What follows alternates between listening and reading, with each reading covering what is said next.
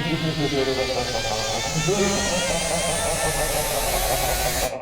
a lot of fun, isn't it? Right? You never know what's going on in the back of somebody's mind. Welcome to the Corman Catacombs, the podcast where a film buff and a bimbo rattle the skeletons in Roger Corman's massive cinematic closet. I'm Sabrina. And I'm Robin. And before we can get on to the fun bit where we riff on a B-movie, first we have to address the elephant in the room, namely that if you're listening to this after May 9th, 2024, then Roger Corman has passed away. He was 98 at the time. Poor guy. I mean, he was 2 years away from getting to triple digits. Right. And look, there are many out there who've already eulogized Roger Corman better than a pair of part-time podcasters late to the collective funeral could. Not just journalists and established fandom figures, but also many of the people who worked with him directly. Despite what connoisseurs of auteurs may lead you to believe, film is a collaborative medium, and what made Roger Corman special wasn't just his persistent drive to create, no matter how meager the budgets or slapdash the scripts, but his knack for bringing other creatives together, even in a time when, to quote Stephanie Rothman, it was rare for anyone who did not have family connections to find employment in the film industry, end quote. Like, obviously, Roger has long gotten his flowers for, the men that he helped break into the industry, but I think, to balance things out a little, especially considering the bullshit that one of those men has gotten up to, allegedly, because he's also very litigious, cough, cough, Coppola, I would like to highlight the women that Roger helped out in the industry. Because even guys like Ron Howard, have noted, quote, "When I was working for Roger, he had far more women in positions of authority throughout his company and various movie departments than any other studio at that time." So, for example, Gail Ann Hurd, she was a producer. She worked on the first 3 Terminator movies, Aliens, Tremors, Armageddon, even the Walking Dead TV show. She also, a few years ago, made a documentary about Wilma Mankiller, the first female chief of a Native American tribe, called Mankiller, which kind of ties into, some of the themes and topics we're going to be talking about in the movie today. Penelope Spheris, she's a director and producer. She directed Wayne's World. Oh my god, that was a childhood movie of mine. Nice. Frances Dole, she was a story editor. Joe Dante once called her the most influential writer in Corman's career. Barbara Boyle, the chief operating officer and executive vice president. Barbara Peters, who was a director. Now, her connection with Corman, it's a bit more complicated. We'll get to that when we talk about Humanoids from the Deep down the line, because let's just say, as much as, he himself was an artist, there were moments where he did a lot of the regular asshole executive shit, the executive meddling that we've come to expect from typical dudes that sit at the desk and write the checks kind of, side of Hollywood. But again, put a pin in that. For now, we're trying to, focus on the positives. Stephanie Rothman, she's a director, did Student Nurses. Amy Holden Jones, another director, she did Slumber Party Massacre. Kat Shee, or maybe that's Shia, my apologies if I'm mispronouncing, she is another director who did Strip to Kill. And, again, there's valid criticisms that can be made of the man. Goodness knows we voiced some in previous episodes, and doubtless are going to voice more in the future, but compared to a lot of other stuff that's gone on in Hollywood, not only for a long time, but also more recently, the film industry as a whole would be better off if we had more Cormans, less Harvey Weinsteins, less David Zaslavs, less tech bros that claim that they're artists, but when really all they want to do is steal jobs from, the people that help make the movies that we love and replace them with janky computer programs that all they do is steal shit from other sources anyway. Like, I'm sorry, anybody that tries to be all,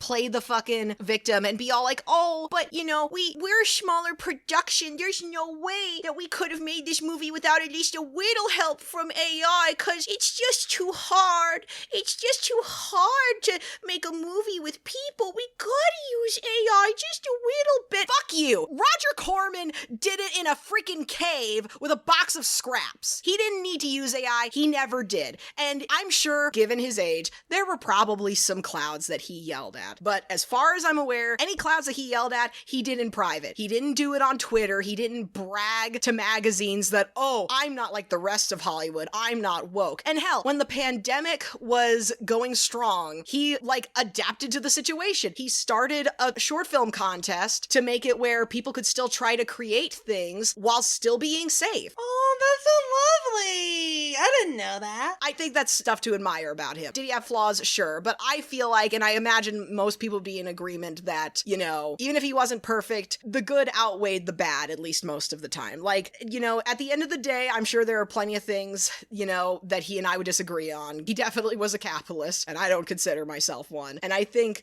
you know, something that's going to run through, like, as we talk about these movies, is that kind of tension between, like, making art and, because we live in a capitalist hellscape, trying to make money off of that art. And I feel like a good example of that, it was a story that I actually found in recent research, where when the Wicker Man was being developed, and I won't go into detail about, like, the weird studio politics that were happening, but long story short, some guy from the studio who wanted the movie to fail sent a copy of it over to Roger Corman to be like, hey, I want your advice on how to, like, trim this piece of garbage down. Which, if you haven't seen The Wicker Man, it's not a piece of garbage. It's awesome. But, it's awesome. I freaking love that film. But Roger Corman was like, okay, well, you know, you could trim it down to 87 minutes and then you could fit it into a double feature, so that way you're more likely to make money off of it. And the dude was like, okay, cool. And then a few years later, the director of the film wanted to reconstruct what had been cut and make a director's cut. And the studio basically went, well, fuck you. But lo and behold, guess who still had the full copy that he had been sent? Roger Corman. He hadn't thrown it away, and he gave it to the director, and that's how we have what's now known as the final cut, which is the version that if you've had a Wicker Man DVD or Blu-ray, you know, since 2015, that's the version, the one that Roger helped salvage.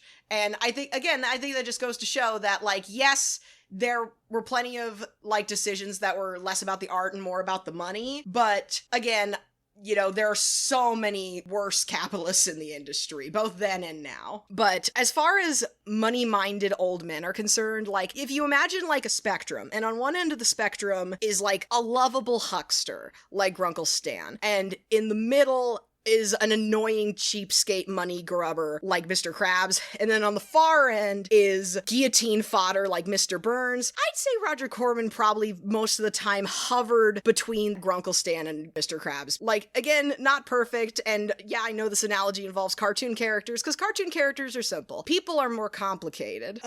Ain't that the fucking truth? God damn it. But with that out of the way, you know, because as much as we're going to malign a lot of the movies that we talk about here, you know, I don't see this as a hate podcast. If I hated the guy, I wouldn't be devoting this many hours to talking about him. Aww, we made trash on the guy, but it's a learning experience. Like, we want to examine his whole legacy, not just the highlights. Right. Before we get any further, though, what did Roger Corman die of? Was it just old age? He was 90. He died of being in his 90s. Okay, that's what I thought. Just wanted to make sure. What'd you think that he died of? Do you think he was murdered? I didn't know if he was struggling with a disease or something. The disease of being very old. You know what I mean, you jerk. Meh.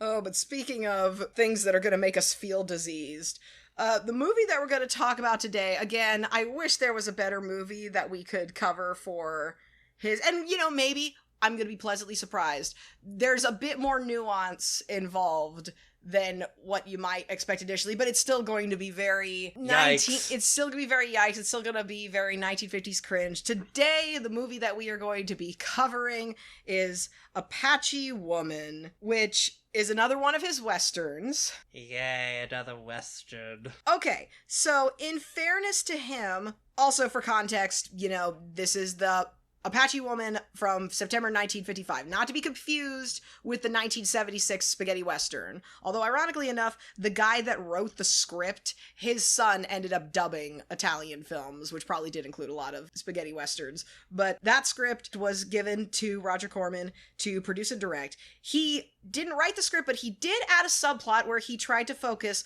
on the prejudice that the titular character experiences because she's of mixed race. Okay. So, I mean, for the 1950s, the bar is in hell. Like, I hope that, you know, that's going to be one of the more interesting aspects of the film, is that he's actually going to try to explore. It's like, hey, something a bit more intersectional. But it's going to be really hampered down I fear, by a lot of the normal, problematic Western tropes. Especially since, of course, even though, hey, let's actually, try to explore, the struggles of being, someone who's of mixed indigenous and settler, ancestry, she's still played by a white lady. Are you fucking kidding me? Oh my god. Yep, she's played by a white lady. All of the Native Americans are played by white people. So the leading lady herself, she is played by Joan Taylor, who apparently her other big claim to fame is that she was in 18 out of 168 episodes of a series called The Rifleman, and then she retired from acting soon after because she wanted to raise her kids. But then she later did come back to the industry to an extent after her kids got older. And the weirdest thing is that she's one of the people credited with the story for Fools Rush In. I don't know what Fools Rush In is. It's that movie with Matthew Perry and Selma Hayek. It's a rom-com. I have no clue what you're talking about. A lot of moms like Fools Rush In. I saw it years ago and I liked it. Alright. Don't know how it holds up, but Now, as far as other people in the movie are concerned, the leading man is played by Lloyd Bridges, and if that last name sounds familiar, I can tell you the reason. Jeff Bridges? Yes, he is the father of Jeff Bridges and Beau Bridges, and Robin, you should know who Beau Bridges is because he was in 35 episodes of Stargate SG-1. I'm sorry, what? Major Daniel Hank Lyandry. I would probably recognize him if I saw him, because growing up, me and my dad used to love watching Stargate SG-1. Few other actors of note in this movie are Dick Miller. I don't know who that is. He's the veteran guy in the Gremlins movies who, does the expositing on, yeah, I saw him on the planes. Pretty sure there's audio of him that's also used in the intro for the Dead Meat podcast. You would know him if you saw him, but, he's going to become a Roger Corman staple. He actually was a writer, he did short stories and science fiction, and he was friends with Jonathan Hayes, who we've already seen a couple of times, former Mexican, former rapey cowboy. Oh gosh. Future Seymour in Little Shop of Horrors down the line. Hey! But yeah, he was friends with Jonathan Hayes, and so when he was looking for work, Jonathan Hayes took him to Roger Corman's office. I put air quotes around office because it was basically a $25 a month room. God, remember when rent was that low? Well, I mean, we weren't born, but God. Must have been nice. Must have been nice. $25 a month room above the Cock and Bull restaurant on Sunset Boulevard, which was a mock British tavern that later closed down in the 80s. But the thing was, Roger Corman didn't need scripts. He needed actors. And so he was like, hey, I could get you a gig. You could play a Native American and you could play a cowboy. So according to Dick Miller, one thing that's kind of note in a weird 1950s, oh, that's how they did that problematic trope kind of way, is that what was considered standard when you'd have white people play Native American characters back then, I know, yikes, was that they would put nose plugs in. But apparently Dick Miller didn't have to do that. They just darkened his skin. No! God! But yeah, to quote Dick Miller, everybody doubled for Roger's picture, so he plays a Native American character named Talltree, and he also plays a cowboy in a posse. So we'll have to keep an eye out. And we have some overlap with our previous episode, Beast of the Million Eyes, because Paul Birch is back. He plays a sheriff, and Chester Conklin is back as a character called Dick Mooney. Who were they in the previous film again? So Chester Conklin was the guy that got killed by the cow. Okay. And Paul Birch is Alan. Hey, okay. Exactly. So, but yeah, this movie cost less than $80,000 to make and was shot in 2 weeks. But this was Roger's second outing as a director, as far as full-fledged director, not the weird juggling it with other people the way that it was with Beast of a Million Eyes. Alrighty. Is it poster time? You're right. It is poster time. And oh boy, we are in for a doozy of a poster. Would you like to describe what you are seeing? Yay. We see in big red letters, Apache Woman. And we see a woman naked behind a rock holding a gun. And we see a guy in the forefront pointing a gun back at her, and it's okay. Is that rock in a river? Yeah, I think it's in a river, lake, whatever, but... Oh no. Do you think that's where Disney Pocahontas got the idea for John Smith and Pocahontas making the, meet cute eyes when she's standing by the waterfall? It's been forever since I've seen Pocahontas. I do not remember that scene. I mean, I could see it going that way, and oh god, the tagline. Call her half-breed, and all hell breaks loose. Half-breed emotions stripped to raw fury. Oh, God. Rest in peace, Roger Corman, even if this film's probably not going to give us much peace. Rest in peace, Roger Corman. And we'll be back with our thoughts on Apache Woman.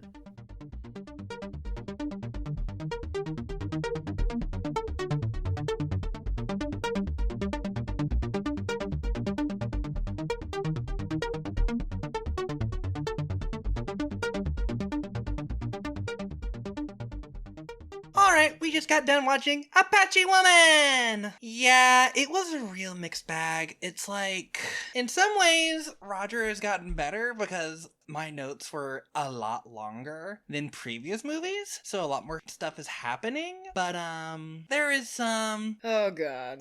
Yes, a lot of racist bullshit.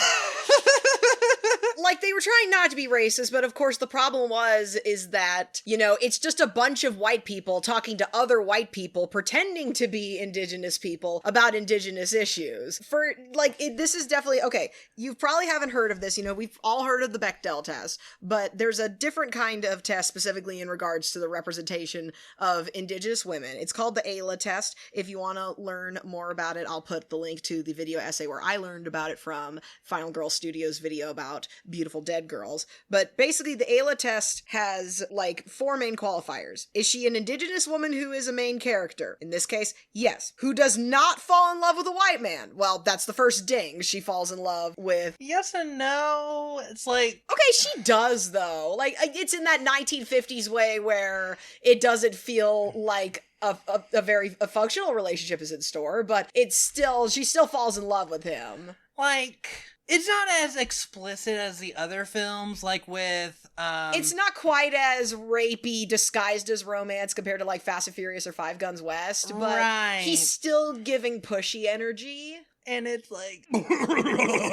3, and does not end up being raped or murdered at any point within the story. Luckily, that does not happen. Yay! But here's the final qualified factor. If the character within the film is portrayed by a non-indigenous actor, instant fail. Which that's the case for every indigenous character in this movie. Jesus fucking goddamn Christ. Like, there's this tension throughout the movie that, like, on the one hand, it's trying to be more nuanced than other portrayals of indigenous people in westerns would have been at the time, but at the same time, it still falls into a lot of the exoticism and the exploitation of the tropes that it's trying to examine. So it ends up, again, you know, like, there's only so far that all these 1950s white people could go without actually, you know, talking to the people who are actually being affected by these issues or involving them in the project at all. I think at this point, you should start digging into this film. Oh, yes. So, like, the way that the movie opens, like, the opening credits are on, like, this piece of rawhide that's stretched across, and weirdly enough, it's almost shaped like the bat symbol. I didn't notice that. It just needed some extra scallops with, like, but it's got, like, grade school level drawings on it, like, as the names of the cast and crew are coming up, you know, that's supposed to represent indigenous art, but again, it's just, like, little Timmy stick figures. So, the movie starts off, I learned a new word from this film. We're not gonna say it because it's a bad word, but it's one that I had been aware of before. I'll give you a hint. It rhymes with caw. But yeah, it's a slur for indigenous women. We're not going to say it. The movie says it. And granted, the movie is saying it in the context of people being, like, textually racist towards the main character. But again, we're not going to repeat it. Just because it's the internet doesn't mean you have to say slurs. Big news drop. But it's literally how the movie opens is with Tom Chandler, played by Jonathan Hayes, calling Anne LeBeau, played by Joan Taylor, the titular Apache woman, that, because he's accusing her of being involved with, so there was just a carriage that got hijacked. The shot composition, though, of when it initially shows the robbed stagecoach is kind of weird, because it's like, the frame is so crowded with, like, people on either side, and then you just see, like, a sliver of, like, the inside of the carriage and the dead body inside of it initially, but she's basically saying, like, hey, don't call me that, and he's like, oh, well, you know, I bet your people are behind it anyway. And then we get a knife fight. Yeah, I had a hard time seeing what was in the carriage, what was going on with the carriage. We think we saw a dead person in there, but it was hard to tell. We had to pause the film and stare at it for a few minutes. In fairness, okay, so in fairness, there's a color version and a black and white version available. Now, as far as what we were able to find, the color version, at least that we were able to find, was was of way lower quality than the black and white version, so that's why we went with the black and white version. But in that moment, we did have to pause, go back to the shittier color version, just to verify what the heck we were looking at, because at least with different colors, it's easier to differentiate. It's like, oh, that's supposed to be a stagecoach, before hopping back to the black and white version that's a little higher definition. Right. Then, after the night fight, it cuts to the sheriff, played by Paul Birch, and Rex Moffat. He's played by Lloyd Bridges. He's played by Jeff Bridges and Bo Bridges' dad. And technically the fight's not over when it cuts to them, but because we see their reaction and then they break it up. Like, the sheriff disarms Tom, and then Rex disarms Anne. Ooh, they're having a passionate meet cute, but in a violent way. Because, like, she bites his hand to try to get the knife back. Or is she biting his hand to get the knife back, or is she biting his hand because he grabs her hand? But, like, yeah, she literally she tries to bite his hand as he's trying to, like, break things up. She's trying to release his grip from the knife, but she ends up dropping the knife anyway. And they break up the fight, and says, she'll be back. And Tom says that, oh, he's gonna run her and her brother to the reservation. Her book reading brother, which we had to rewind because initially we thought he said booger eating, and I was like...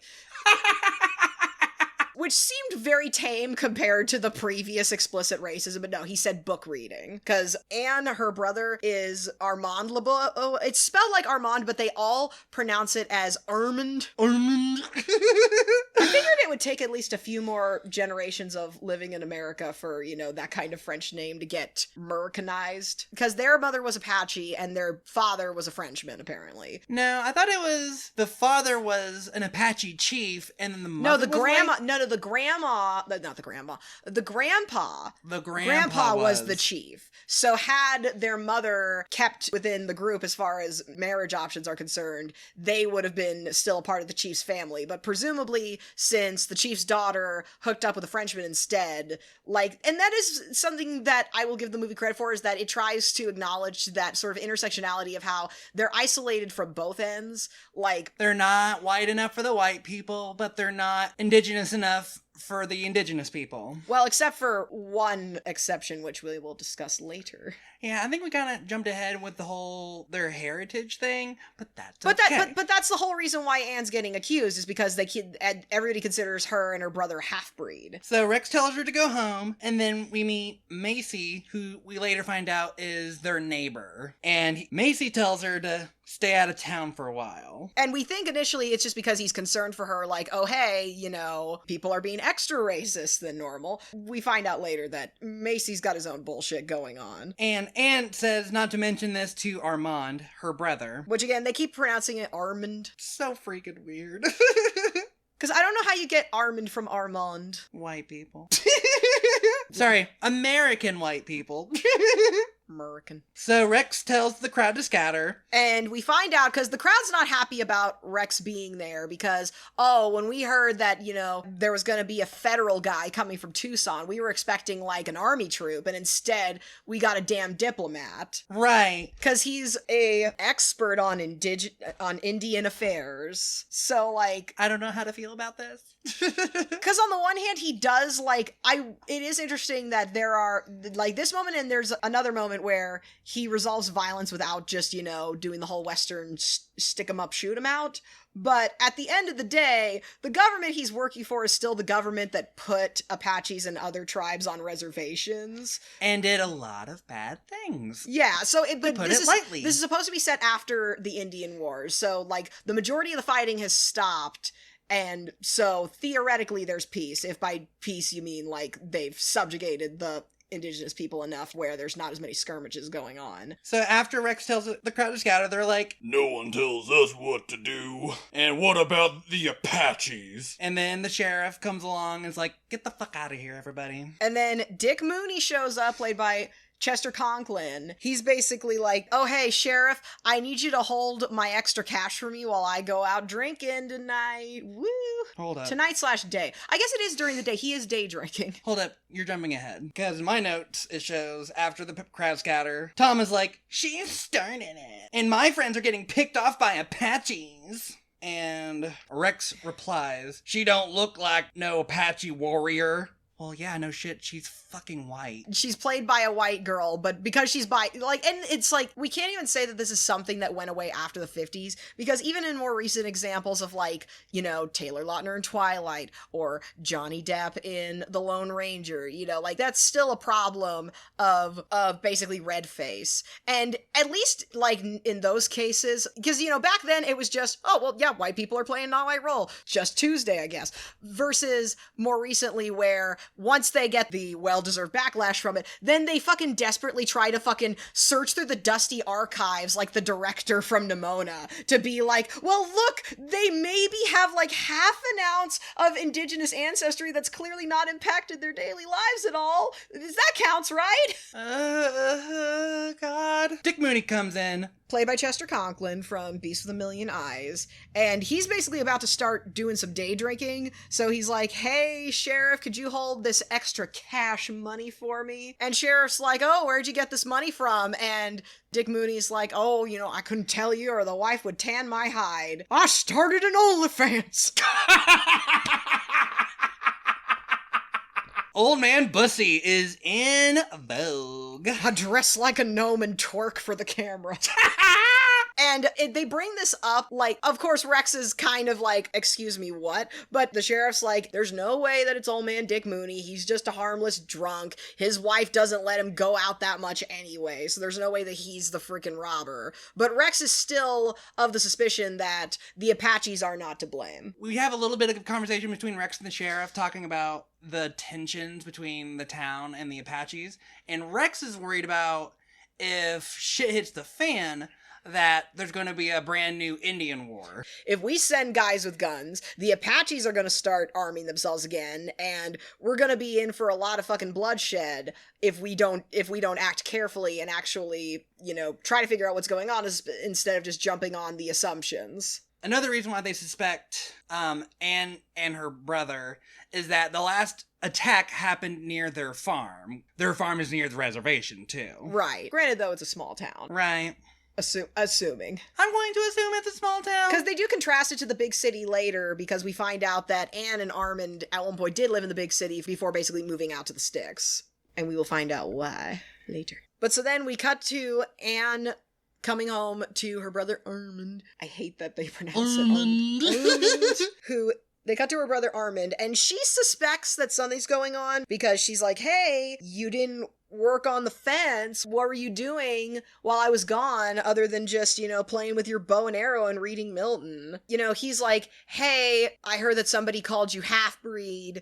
Who did it? And it's clear that she knows that he has a penchant for anger because she tries to be all like, oh, no, it was no big deal. It was nothing. And he's like, come on, tell me who did it. It's like, no, it's no big deal, really. Come on, just drop it. And she even suggests that they move back to the big city. The way that the word they use is just find oblivion there, but I think they mean more just in the sense of like, hey, we're gonna be nobodies if we go back to the big city. We could just blend in and just be city folk as opposed to being the visible minority in the shithead small town. Right. And I will say there is her and Armand are obviously in disagreement. He throws his book in frustration after she walks into the house. And there is a nice match cut between him throwing the book and an angry mob back in town throwing a rock at the building where Rex and the sheriff were talking. So Rex addresses the mob, telling them that he can handle it. And it's Macy who's like, I do what I want. And that's when Rex punches him in the face, disarms him, and he's like, seriously,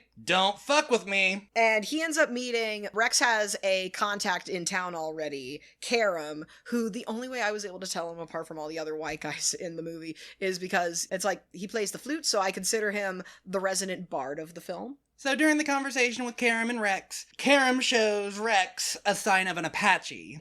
It's weird that they frame it as the sign of the Apache, because it's just that seemingly it's Apache arrows, because he literally pulls out an arrow with feathers tied to it. I didn't see the arrow, I saw the feathers. It was a stick with feathers. I assume a pointy stick of some some sort. It sort. didn't look like a pointy stick to me. Or maybe it was a broken stick? It could have been a broken arrow. But the point is, he basically pulls out an Apache item, and it's like, well, they're involved somehow. Rex is like, this could be a cover-up by some bandits trying to look like Apaches so they can shift blame onto the Apaches rather than, a small band of jackasses. But all the while, there's actually a pair of Apaches that are watching them from, the bushes and the rocks. And Rex realizes this because he's like, hey, bro, why don't we just scoot a little bit over here so we're a little bit more out of sight? And Karam's like, I'm really not thrilled that we're being spied on right now. Oh, joy. And we also find out that, not only is the LeBeau home near the reservation, but also that Chief White Star has been hanging out at the LeBeau house. So as far as the family tree is concerned, Anne and Armin's mom was the daughter of Chief Strongbow, but he's getting old, and so his full-blooded grandson, White Star, is basically acting in his place most of the time, and it's basically assumed that once Strongbow dies, White Star will assume the mantle. After that, Rex is like, bring White Star here for a meeting, and he's gonna check on the LeBeaus. And when Rex goes over to the LeBeau house, we get the scene from the poster. Now, I thought based off of the poster, it was a river.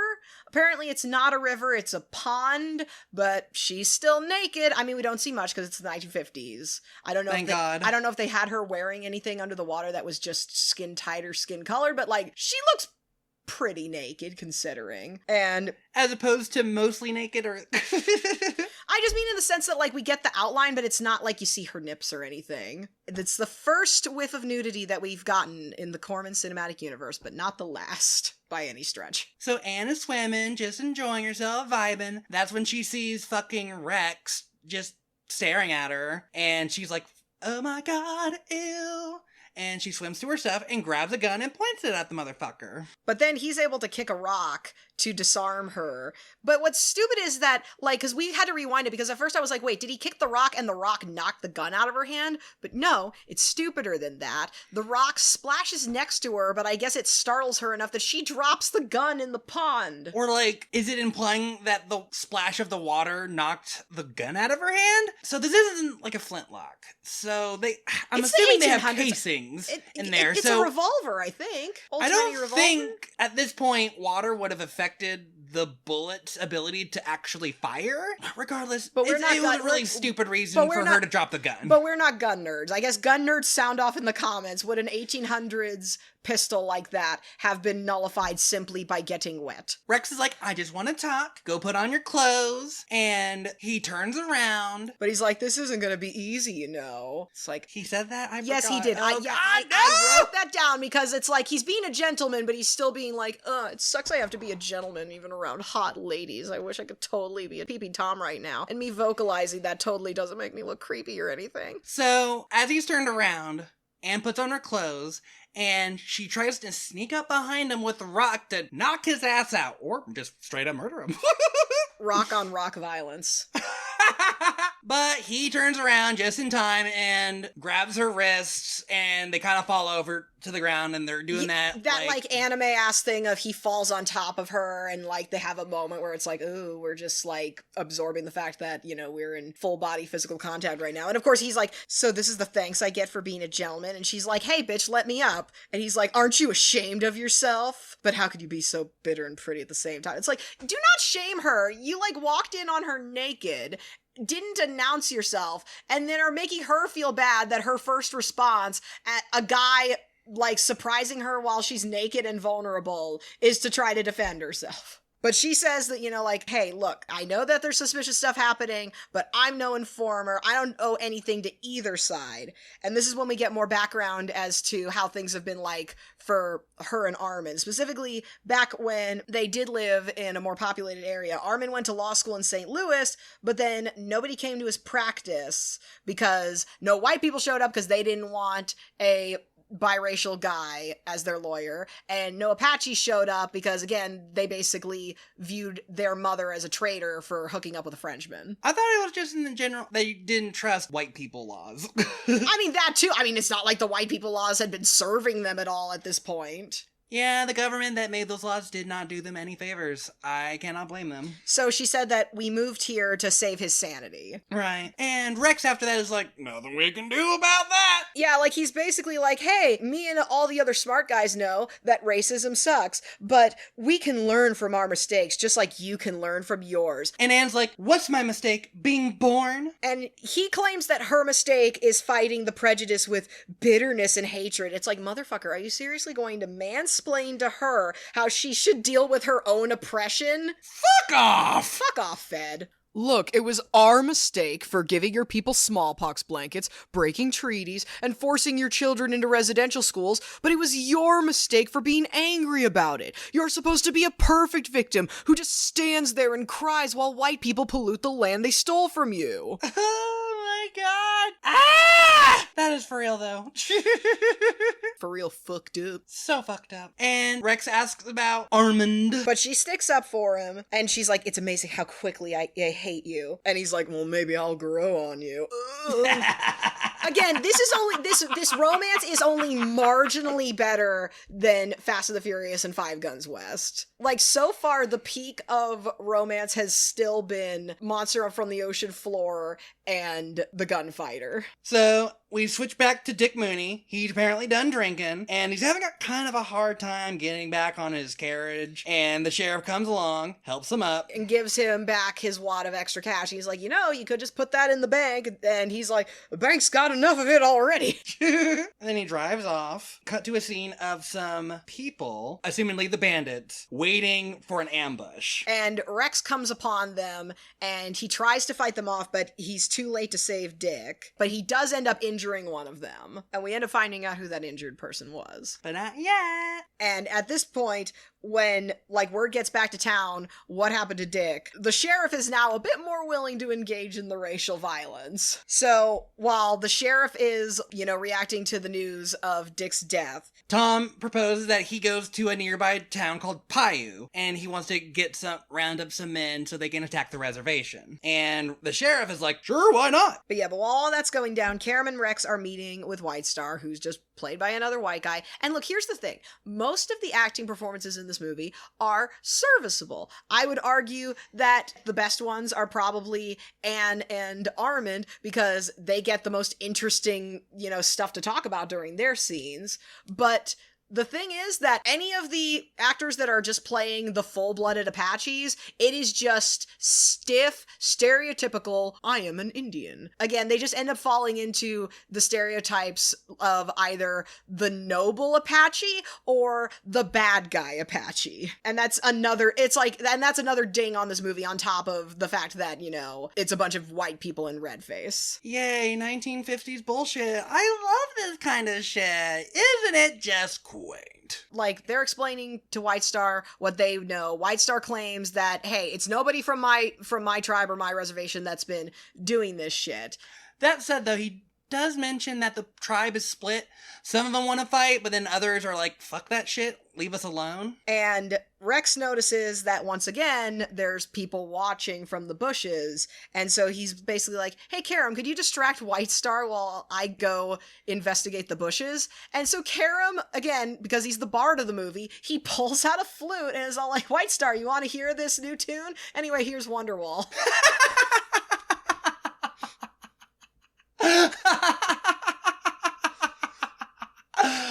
Oh my god, that's awesome. But granted, though, I feel like it's like the movie, I feel like doesn't differentiate between when Rex is whispering and when he's just talking, because it just feels like White Star should have noticed that, hey, what's your buddy doing walking into the bushes back there? Yeah, the music's nice, but... Well, we don't get any of that, though. Yeah, he's just kind of rolling with it. He's like... Just kind of vibing. He's just like, white people being weird again. Like, okay. I've seen this shit before. And so, sure enough, he ends up grabbing a guy who was listening in, and there are two eavesdroppers, but one of them, who is Talltree, and he's the one that's played by Dick Miller. You can tell that it's Dick Miller as Talltree because he's wearing the Pharrell Williams hat. I don't know who Pharrell Williams is. Okay, the guy who sang Happy for Despicable Me. He did a song with Daft Punk. We've come too far to give up who we are. The sun. We're up all night to get lucky. Who was it again? Pharrell Williams. Are you thinking of the touch Touch. No, I am not thinking of goddamn Touch, babe. That is a different Williams. That is Paul Williams. Oh, see, Pharrell I Williams- remember the Williams part. You are mixing up an elderly white man with a relatively younger black guy who just, for some reason, had this thing, like, I don't know if he still does it, but he for a while he had this shtick where he wore this, like, goofy-looking tall hat that wasn't quite a top hat, but was taller than a cowboy hat. And that's what it looks like Dick Miller is wearing, except it's got a feather on the side. So Rex grabs one of the spies. Yeah, he grabs- uses him as a human shield, and is like, okay, drop the gun, whatever. And Daltrey's like, you think I care about my friends? Yoink! Stabs him. doesn't stab him, he throws a knife. He throws a knife which then stabs the other guy. I feel like the word stabs implies, like, I go up to you, stab. As opposed to having a knife thrown at you from a distance. So what you're saying is you feel like stabbing inherently involves thrusting. Yes. But yeah, so now the hostage is dead. That hostage was named Little Brook. White Star sees the body and is like, oh shit, Apaches are involved, but it's not an Apache guy that I know. I better go tell my grandfather about this. Bye. And Karam's like, yeah, he's low-key lying. That's Little Brook. He's totally from the reservation. So things are still suspicious. And they also confirm that he's a part of the bandit group because he had masks and some of the money on him, presumably from one of the previous robberies. Or presumably from Dick Mooney? Potentially. It depends on how quickly they're spending their money. And let's also not forget, Karam also mentions that Little Brook is a friend of Armand. Like he was another one that would hang out at the LeBeau place. And speaking of the LeBeau house, so we cut to there and Anne showed up and she's kind of confronting Armand because she's all like, big brother, where were you? You weren't working on the fence. I bet you were hanging out with Macy, weren't you? And he's like, what do you mean? What do you mean, sister? And she's like, the tools weren't touched. And he's like, oh, I was surveying the work that I would need to do on the fence. I've got a concept of a plan for the fence. Oh my god, what is this guy's aversion to just being open and honest with his sister? I think it's because he suspects that she'd rat him out. Or try to stop him. Yeah, one way or another. Yeah. And speak of the devil, Macy shows up, and Macy's all like, oh, hey, fellow neighbors, Armand, I need to talk to you about something. And Armand's all like, oh, that's funny. I assumed you were here to flirt with my sister. But you better hurry up, buddy. You've got some competition from that little white boy toy that the feds sent over. Being way too obsessed with his sister's love life than a brother should be. Incest. If not physical, at least emotional incest. Incest one more time. But yeah, and, obviously, Macy's like, hey, just came to talk to you, bro, because, things have gotten tense now that, old Dick Mooney's dead. And Anne's like, ugh, I don't want to be in a room with you, and tries to leave, and Macy grabs her waist and tries to keep her from leaving, and she has to kind of squirm out of his grasp to finish going out onto the porch. And Armand's like, you better watch out, Macy. She's an Apache chief's sister. Oh, why, Macy? Why do you gotta be grabby? Let the woman be. Let's not forget, before Armand is like, oh, she's an Apache chief's sister, Macy's like, oh, what does Anne think of herself? She thinks she's so special. She thinks she's better than you, and rightly goddamn so. For fuck's sake. But that whole, oh, who does she think she is? A common incel refrain, unfortunately.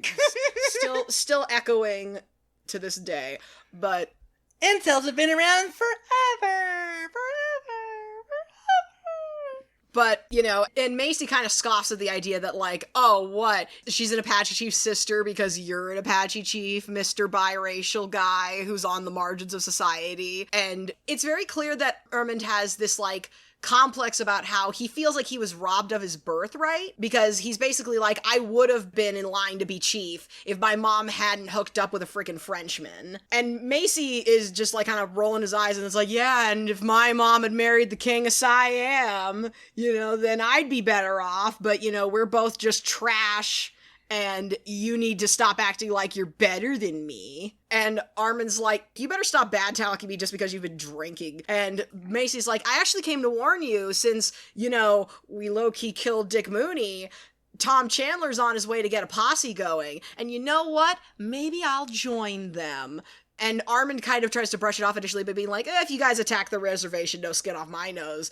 And Macy's like, you guys are going to get attacked too, because it doesn't matter that you're only half Apache, you're still Apache enough for the lynch mob. You're the appetizer before the main course of hatred. And there's also kind of like subtextually the threat of, what would happen to Anne? Like, because we all know the things that historically tend to happen to women during these sorts of, like, kinds of attacks that don't as often happen to the men. And Macy's like, your sister's lucky I treat her like a white woman. I really don't like this. It's like...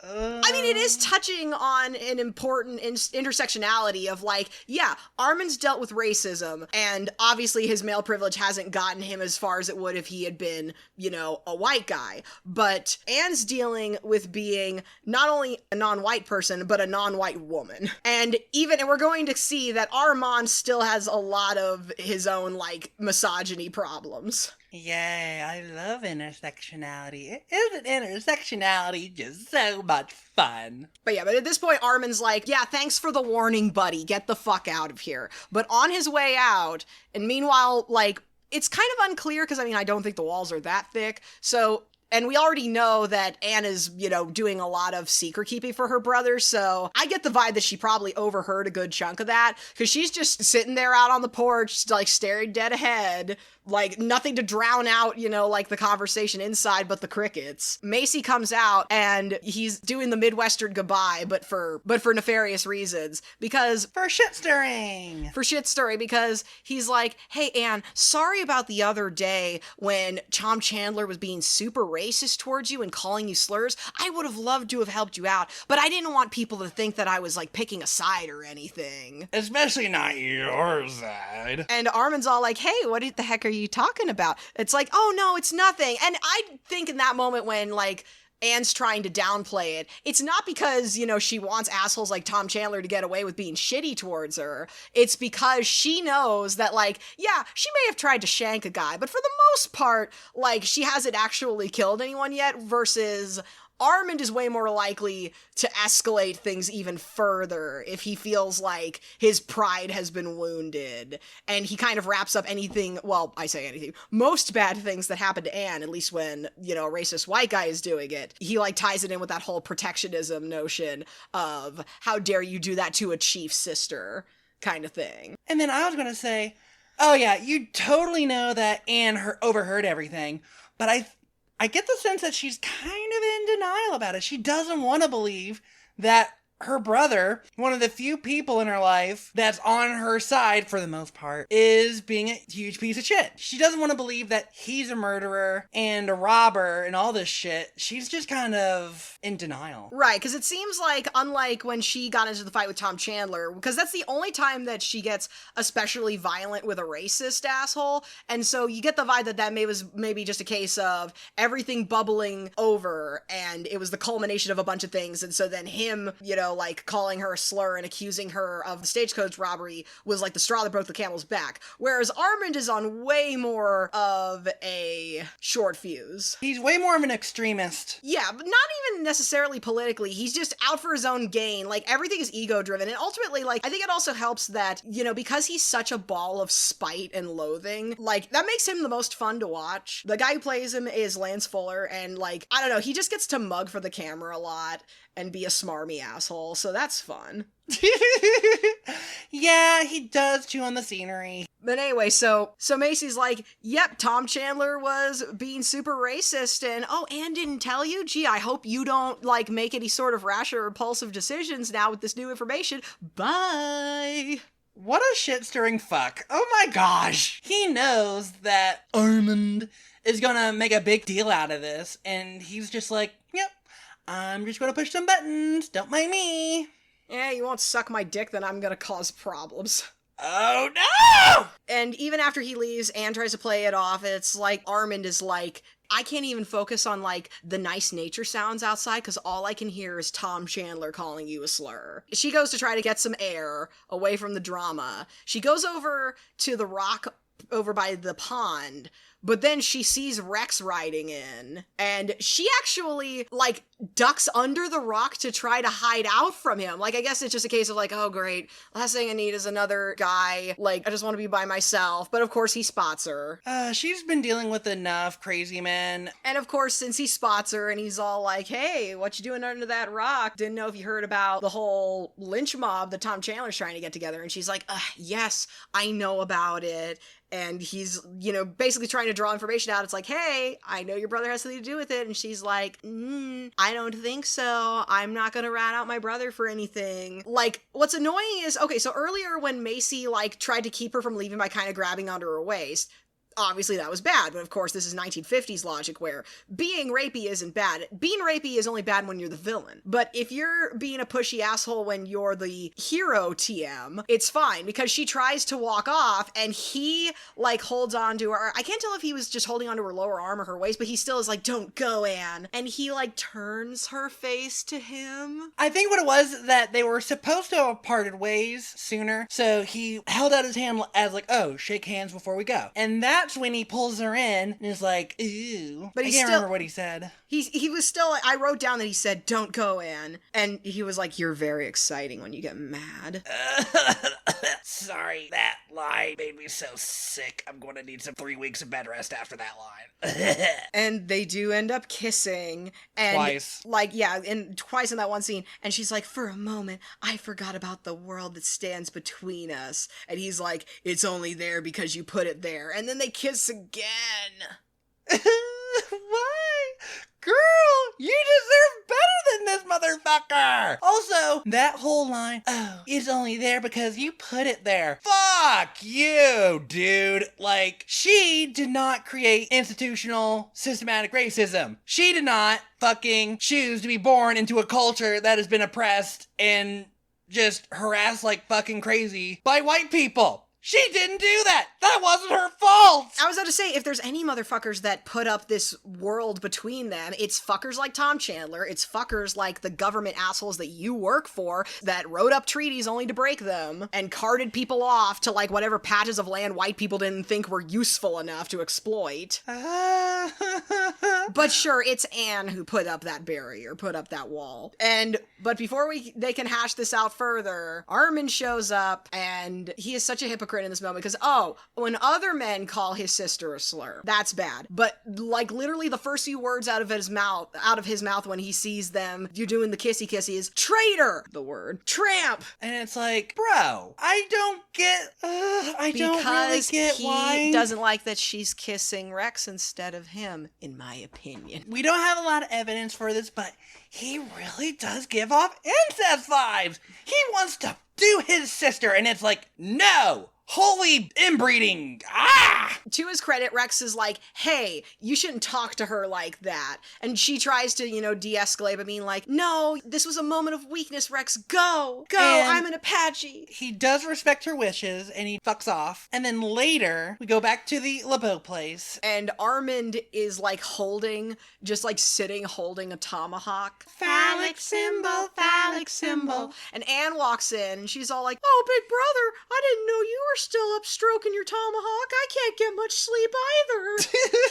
And again, the next thing he says, again, just cements the incest, because it isn't just that, like, oh, I'm upset about everything. It's specifically, he's like, his kiss wouldn't let you sleep. It's still on your lips. Why are you, like, devoting so much mental real estate to the thought of other men kissing your sister unless you are jealous that you're not the one who's on her lips still? Oh, God, bro. You need to expand your sight. Oh, God. Maybe he needs someone, a lady, who's just as crazy as he is. But here's the thing. He probably wouldn't respect them either, knowing him. Yeah, I was about to say. He probably likes that, his sister's the only one who puts up with him. She's kind of forced to put up with him. She doesn't really have much other choices. Especially since he clearly doesn't respect her choices when she chooses to kiss men that aren't him.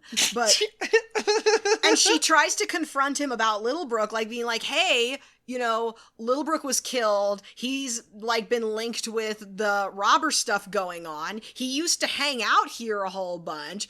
And Armin, of course, tries to deflect, what? No, couldn't be. And she's like, but I keep lying for you. And it's and it's clear that, she feels like it's unfair that it's I keep lying for you, I keep covering for you, and you keep leaving me in the dark. Speaking of other things happening in the dark, we cut over to Tom Chandler's house. His wife is trying to get him to not rustle up a lynch mob from Paiute to commit war crimes. And she's all like, Tom, I love you, but you're a follower, not a leader. You're not an alpha like the rest of them. You're only doing this because you were told to. It's giving very much, it's I know you're trying to make up for being short, but this isn't the way, sweetie.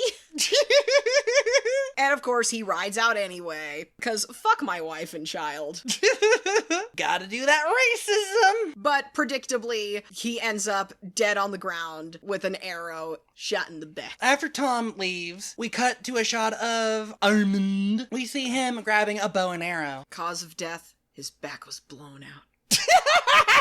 And this gets the sheriff even more riled up. Rex sees a mob forming outside of the sheriff's office.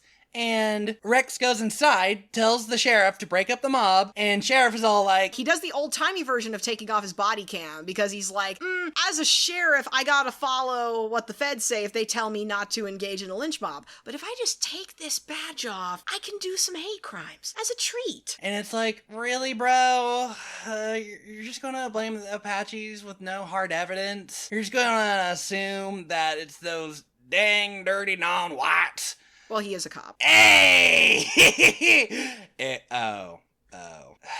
I love it when history repeats itself. Isn't it just beautiful? But Rex warns him that it's hey, if you guys try to go through with this lynch mob, I'm gonna warn the reservation ahead of time. And so it's not gonna be a nice, clean little surprise attack like you want. Rex points out there's about 600 to 700 fighting men on the reservation, and that is a suicide mission. And one of the cowboys in the office is like, We've dealt with those kind of odds before. oh, yay, you're stupid, and you're willing to throw away your life for it. Yay. I guess in that way, Tom Chandler really did lead them. But he's like, look, I've got a plan. If you can get a small group of men together that'd be willing to fight and die the actual robbers, meet me back here in a little while. I gotta go, do some extra planning and stuff. And the sheriff's like, okay, I'll bide my time, and if I like your plan, then maybe I won't do a hate crime just yet. But so we cut back to the LeBeau house. And Anne's like, Big brother, you slipped out in the middle of the night. Where the heck did you go? And Macy rides up and is all like, oh, hey, morning, guys. Did you hear that Tom Chandler got killed last night? And the look on Armin's face. Again, Lance Fuller has the best faces in this movie. Because he just lights up, and it's like that bit from SNL. It's like, oh no, that's terrible. Big brother, you seem kind of psyched. No, I'm bummed.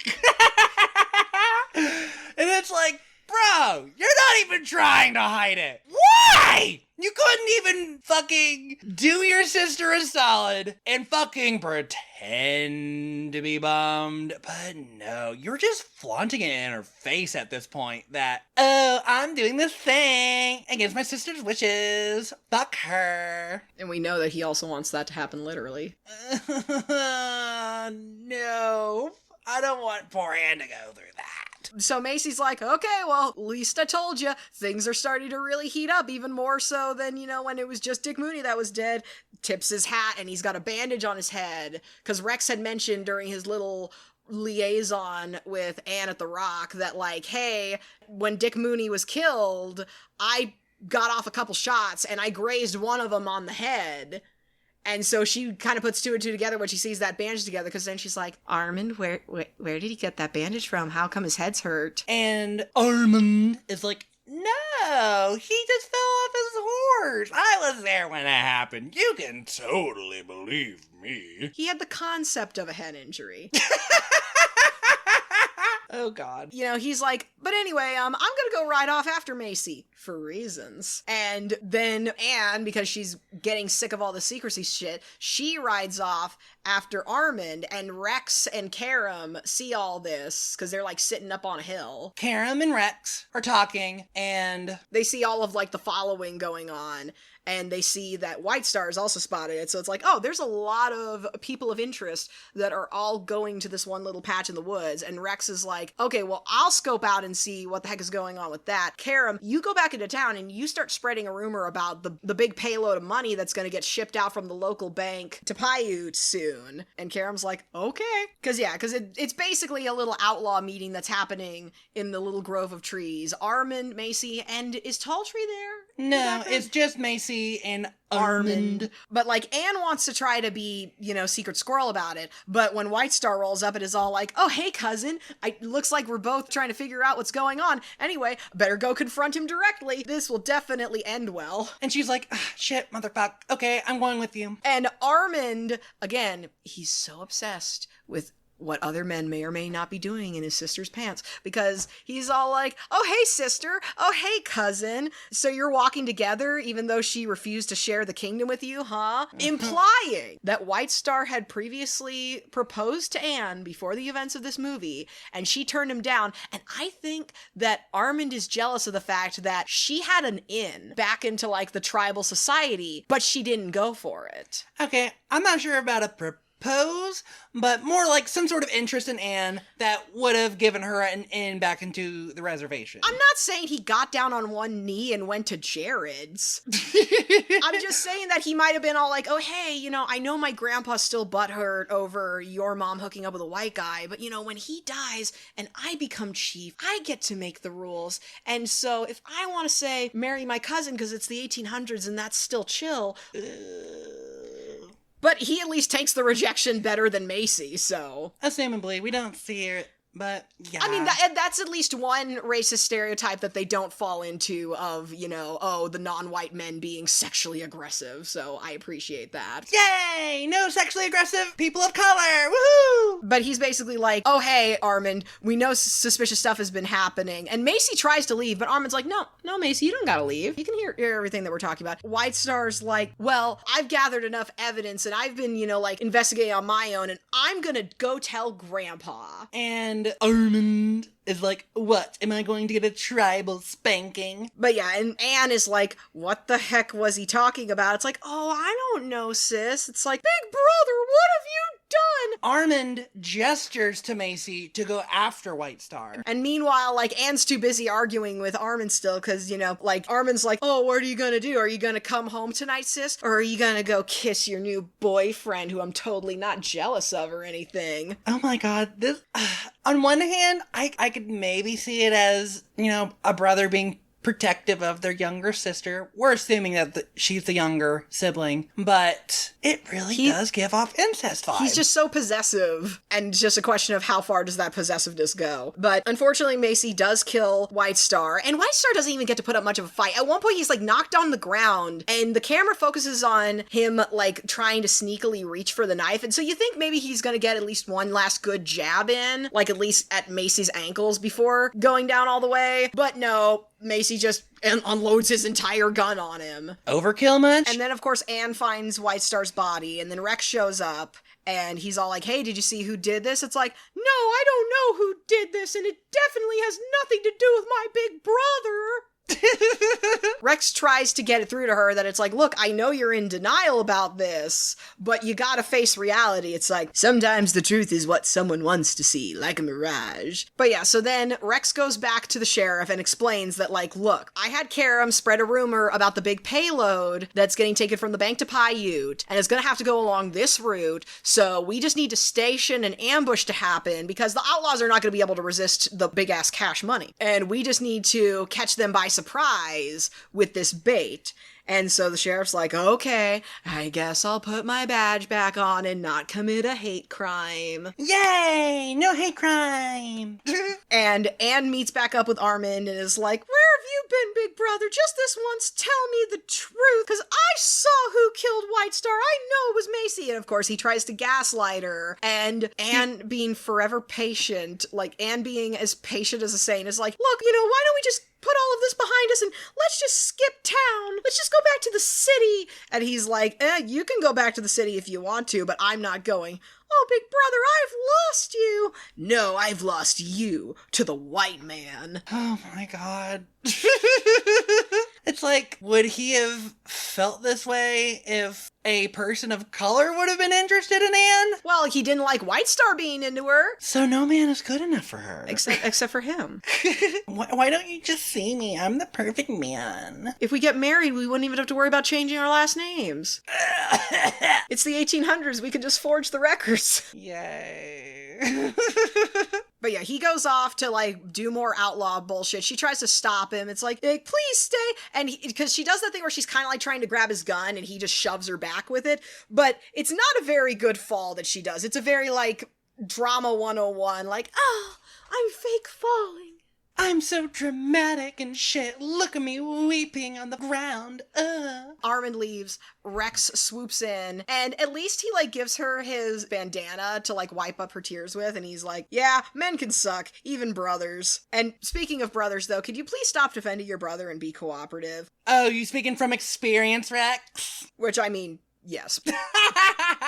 Based on how we've seen him interact with, like, one of the few women in this film, yes. Yeah, just all of the yeah. And she's like, you get the heck out of here, Rex. But hey, if you change your mind about, like, constantly covering for your brother, and you actually want to help stop the outlaws, including your brother, even if you don't want to admit it, we're gonna be up on Piper's Mountain till sunup. We call it Piper's Mountain because Karam's gonna be there, and he's gonna be playing a whole new set, and we're gonna have to pretend to like it.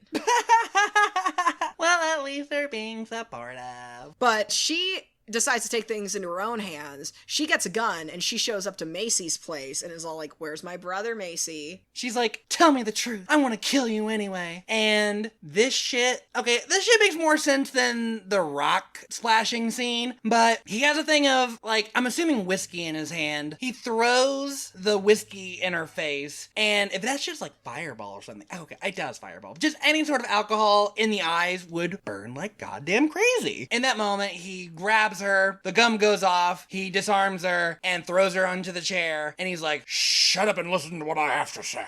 and he just confesses anyway. In classic villain fashion. It does suck, though, that both times she's tried to brandish a gun, all a guy has to do is throw something. No, this is 3 times. First time with the knife against Tom Chandler. But that wasn't throwing. It was her with a weapon and it got disarmed. That's what I'm counting here. Because first time with Tom Chandler, then the second time with Rex, and now this third time with Macy. Women aren't allowed to do anything. Jeez. Let women murder. Let women murder. Come on. Rex is able to shoot people and kill them. Right? We see other men get, murdered by other men, but heaven forbid a woman do the murdering. She needs to be feisty enough to be quote-unquote exciting like Rex likes, but not to the point where, she might outshine him. You can't have her be too Annie Oakley or that kills the power fantasy. I don't know who Annie Oakley is. She was a real-life lady back in the 1800s that she was like a super expert sharpshooter. Ew! That sounds like a fun Western I would like to watch. I think it's a musical, Annie, Get Your Gun. Oh, musical too. Nice. But anyway, after his villain explanation speech, of course, we already know what Macy's intentions are with Anne, because he's all like, you're not special, you're trash like me. And he tries to kiss her, she fights back, he rips off her jacket and is like trying to grab her that waist as she's like trying to run the fuck away. Oh god. But like, Anne dealing with fucking Rex, dealing with Macy, and her brother. But thankfully, it doesn't go all the way, so it skirts close to nearly pinging that one mark on the Aila test. But luckily, she doesn't get fully assaulted, she just gets threatened with assault. I want to count that as a partial strike. A half ding. Do we just want to round that up to a ding? It's still an instant fail regardless because they didn't even bother to cast an indigenous lady. But luckily, it doesn't get to full assault because Armin shows up and is all like, hey, partner in crime, stop raping my sister. Any other time I would have killed you. At least it wasn't as extended of an attempted rape scene as Five Guns West, so. I'll take what I can get. And this is still going to be tame considering that this trope is going to pop up more as time goes on. I'm sorry, what? No. Listen. Don't say that. I mean, okay, what kind of things do you think are in exploitation movies, babe? God damn it. No. But we've got can't wait. But we've got another decade or two, though, before we gotta worry about that. That's the one upside of the 50s being very censored. It's a double-edged sword because no sexploitation, but then racist shit, misogynistic shit, all of the shit. And Anne tells them about the payload being a trap because she's hoping that that'll convince Armin to finally just, give up on this stuff and run away. But he's all like, oh, so what you mean is this is going to be our chance to ambush the ambushers and get one last big cash prize in before we have to end this little enterprise. And so they tie her to the chair. Macy's a little bit more hesitant as far as the heist is concerned because it's like, oh man, you mean we're going up against people that have a fighting chance? That's not fair. I only like easy targets. What a limtic man. And Armin's like, well, we're fucked either way. Whether we do this or not, we're fucked. So might as well get a nice payday. And before they leave, Armand also adds that it's like, hey sis, when all of this is through, there's a bank account in St. Louis with your name on it, and let's just say I'm going to be making hopefully another big fat deposit into that account before this day is through. Wink, wink, wink, wink, wink, wink, wink. But at least Anne's able to escape on her own, because she nudges the bottle of ambiguous liquor that Macy had on the table. She's able to knock that off of the table and it shatters. And then she knocks the chair over and is able to get one of the pieces of glass and she uses it to scrape away at her ropes. That being said, I'm going to have a CinemaSins moment because I applaud her for getting out, untying herself. But the problem is when she falls over, she is facing the broken bottle at that point. But when we cut to her grabbing a piece of bottle, it looks more like she fell backwards somehow. Unless she did a spin as she fell over with the chair, because it almost looked like when she fell over, her shoulder changes position, or her elbow. Like, her arm looks like it moves in a way where I don't know if she did a little twirly. It's not a big deal, just a little CinemaSins. Ding! We cut back to the rescue team, who's supposed to ambush the ambushers, and they clear the last checkpoint that the bandits were supposed to have attacked. And that's when Anne shows up on horseback, and she's like, watch out, they're going into an ambush. They know ahead of time. They knew about your plan. Okay, because of me.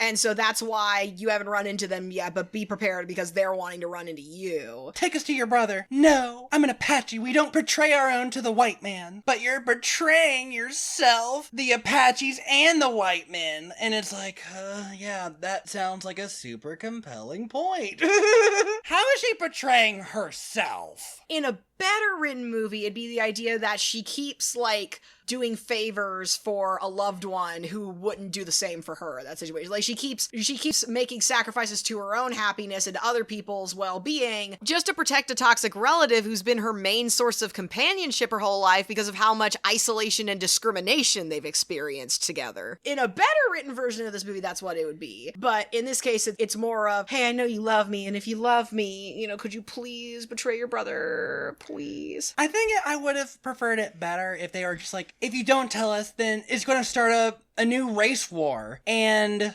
that would be pretty bad. And especially because she could very much end up being collateral in that. So I think I would have liked it phrased like that, but whatever. And we cut back to the outlaws who are lying in wait, ready to pop out. And Macy's still kind of a little antsy about this. And Armand reading a book, he's just got a big smile on his face. And he's like, you know what your problem is, Macy? You're only in it for the money. You don't put any feeling into it. What feeling is he supposed to put into it? Of course, Armand's got way more feelings wrapped up into it because of gestures at his whole backstory. This is like his only way that he gets to feel like he's a chief, because he's like, yeah, I would have been a great chief, wouldn't I, Tall Tree? And what's funny is the way the shot is composed. It's like Armand on one side, Macy on the other, like their faces. It's like a close-up shot of their faces. And then Tall Tree just like slips in. Like, it feels like the kind of shot you'd see in a comedy movie. Like, he literally just slips his head in to be like, good chief, you chief now. And it's like, I like the blocking of it. It sucks that, you know, of course, you've got Dick Miller basically going into like broken English because he's playing a Native American. And the red face. Let's not forget the red face. And so the gunfight finally ensues, and Anne tries to be all like, let me see if I can talk Armin down. And so they briefly like pause fire, because she's like, big brother, stop this. And Macy's like, she totally betrayed us. And Armin's like, did you betray me? Let's not focus on that, big brother. So of course he starts shooting up again. And let's not forget, he calls her a slur. Again! But luckily, the whole exchange went on long enough that Karam was able to sneak around to the other side where the outlaws were, and he's able to surprise them, and he takes down one of the rogue Apaches that was working with I think Armand. it was Tall Tree? No, it wasn't Tall Tree because he had the hat. Or wait, no, you're right, it was Tall Tree because there was another guy. Like, I don't know if the other rogue Apache was name-dropped in the movie, but there was like two main rogue Apaches. Like, after Littlebrook died, there was like seemingly another guy that filled Littlebrook's spot, just some guy with a headband. He got killed during the initial skirmish, and then you're right, Tall Tree gets killed by Karam, and at that point, Macy wants to surrender since now they're a bit more surrounded, but Armin's like, I could forgive you being rapey towards my sister, but I draw the line at cowardice. You could forgive me being rapey towards your sister? Bang. This boy has got all the wrong priorities. Oh my god! So then Rex chases Armand up onto the rocks, and Armand runs out of bullets. He throws his empty gun at Rex, and I think it knocks Rex's gun out of his hand, and then he's also got a knife, and so they've got a bit of a skirmish. Rex tries to counter with a stick that, I don't know what that prop was made out of, but there's at one point where it like makes contact, and it makes this weird little hollow sound. It almost reminds me of like when, you know, you're wrapping presents and you have that empty long tube of cardboard and you start like bapping the other person with it. It is fucking hilarious. I love it. It kills like the tension of the scene, but goddamn is it funny. And so then they go from knife versus stick to just fisticuffs. But then Armand is like slipping off of the cliff, and all the while Karam and Anne are watching from like the bottom, and Rex tries to get his hand, but Armand isn't able to keep a hold on, and he falls to his death. But when he does, they use like a dummy, and what's funny is you see the dummy, it hits another rock on the way down. I love ragdolls. They're just so satisfying. And so, luckily, at least Rex is able to read the room enough to be like, it wouldn't be in good taste to start kissing Anne right after her brother just died in front of her. Right. So they like hug and they walk off together, and that's the movie. Yay. But we did watch the trailer for Apache Woman after watching the movie, and oh my god, the first 3 fucking seconds of this trailer. Born of sin and savagery, no man can ever forget. And it's the like, born of sin and savagery line, it's like, I feel like that really undercuts, like, the attempt at trying to be more realistic about what's often a very oversimplified cowboys and Indians style of storytelling with Westerns. Like, he wants to have his cake and eat it too. He wants to try to be a bit more intelligent about it and a bit more thoughtful, but he still wants to dip into that, like, exploitation of it. And it's like, honestly, how much of this film would have been improved if they got an actual indigenous woman to participate, to be a part of the creative process? I mean, multiple indigenous people, because, you know, like, and granted, it does suck that, like, for as much as this movie's trying to talk about these issues, like, there's only really 3 indigenous characters that matter. You know, like, Anne, Armand, White Star to a lesser extent, and then everyone else is just cannon fodder because, oh, well, they're just the minions. Right. At least Roger Corman,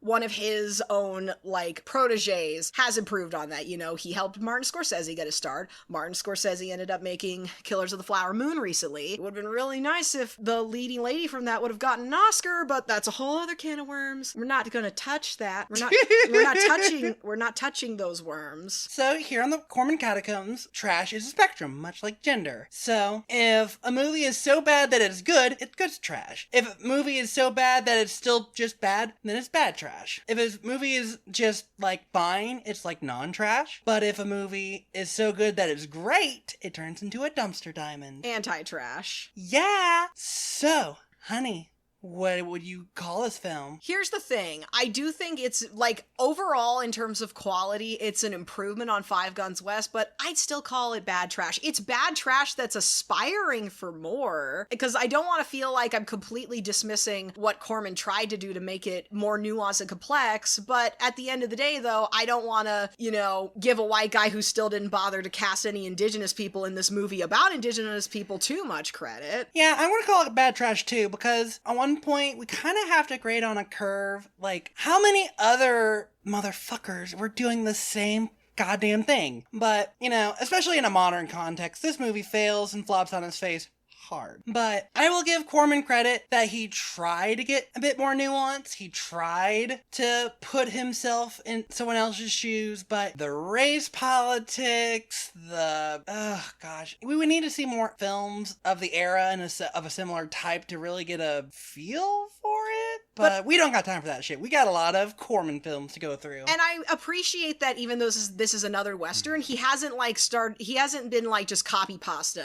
Right. Each Western has been very different from each other. Yeah, like he's trying new things. And that's something, you know, regardless of, you know, Roger Corman's flaws, like over time, like I think one of the things that will continue to be admired about Roger Corman is that he just kept trying, he kept going. And even when the results weren't perfect, like as aspiring creatives, I feel like we can often get paralyzed by that sense of we have to make the perfect thing right out the gate or else, you know, we'll have no chance ever again. And I'm not saying that people shouldn't strive for quality, but like so many people will spend time just like perfecting, over analyzing, and getting paralyzed and stuck on their creative process just to make the perfect product. But the perfect product doesn't exist. And so Corman always just like had that ability to just blaze past that and just keep going, keep creating. Cause like, yes, was he trying to make money? But there's also moments where you could tell that he also just loved the process. Like later on down the line when we get to the Poe era, there's going to be arguably a low point in the Poe era in terms of like writing quality, but in terms of just demonstrating how much Corman just loved filmmaking. There's one movie that he made called The Terror, which basically what happened was they had finished wrapping up another Poe movie and they ended up having like an extra day with like the sets and scenery and like costumes before they were gonna have to, you know, like close shop, tear down the sets, you know, start over with the next thing. And he was like, we have just enough time. Let's get Boris Karloff and the other actors back in. And I don't really have a plan, but let's just film something else, goddammit. And that's beautiful. That's wholesome and charming as fuck. Oh my goodness. From what I've heard, the movie's kind of a fever dream as a result. I just love that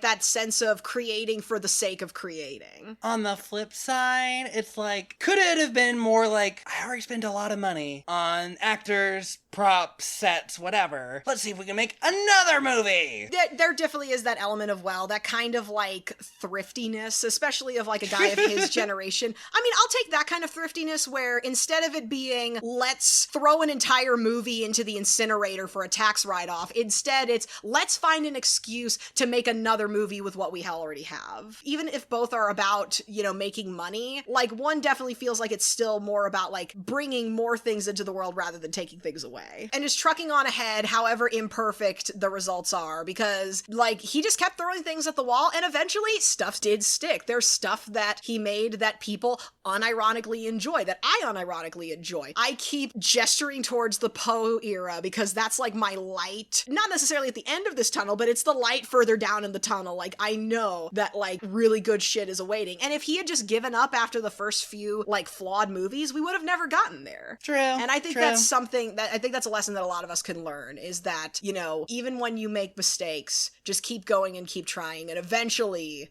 something's gonna click. All right. Is there anything else we want to talk about? Now, as far as what we're going to be covering next time, if we went in chronological order, we'd be talking about some more Westerns and crime movies, which for any other season, That'd be fine. But it's spooky season now. And crime and Western movies just aren't spooky enough. So instead, we're going to, I still want to stick with stuff that's still like relatively close in this timeline. We're not hopping ahead to the Poe era. For the month of October, we're going to cover the next few things chronologically that are spooky or at least spooky adjacent. Let's get some creature feature shit up in here. Let's get some fun, goopy effects. Let's get some rubber monsters. And so that's why next time we'll be covering The Day the World Ended. See you there. Bye!